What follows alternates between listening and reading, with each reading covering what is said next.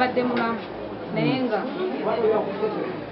abeera nga musujja bwebityo nesimanyi leero siyinza kwogera kino kuba simanyi tugambe teyewulira bulungi naŋŋamba nti omaze okugenda mu x-rays ndi mulwadde bulungi abadde mulungi nnyo bane bano bamulaba kulungi ng'ayingira saawa 2 ez'ekiro babadde bamuleetera emmere okulya kubanga leero abadde nakubeera off bamusanze Muffu mu nyumba so kati tukyewuunya kyennyini wakati tukubiriza batuuze okulaba nti waga tugera nnyo okwekebeza kubanga saa zino buli omu abadde amulaba nti talina buzibu bwonna si mulema si ki naye tusanze afudde mu ntebe mu nyumba ye so kitalo nnyo kubooluganda be ne bemikwano gye naffe ng'ekitundu tufuna ekyekango ky'amaanyi nnyo okuba nga tufuna enfa modulo eyo ey'okumu omwana akole wange ku nduuka yankubidde essimu n'aŋŋamba nti Kayanja abakozi be bane bazze ku mulimu nga bamunoonya emmotoka ye eri mu ggulwale naye nga bakuba ekimu ze ziyitamu naye nga takwata ne bamanyi ateeka okubawa kati ne bamanyi wasula ne bajja bwe batuuseewo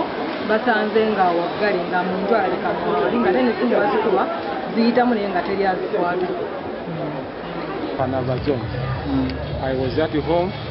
The owner called me, the lady, that there is something, someone blocked himself inside. Then he wanted to let me come.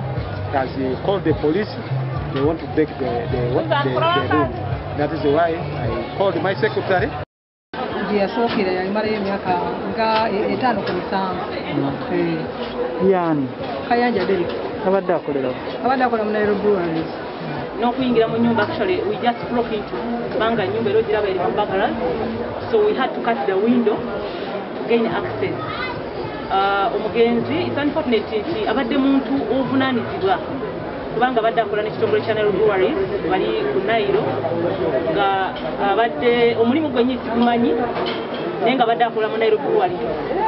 So nze kyeŋŋamba nti abantu wonna w'obeera we should share information. Woba olina obuzibu osharingako ne banneighbor alisi omuntu ategere ekizibu kyo ekikola ki ekikusumbuwa.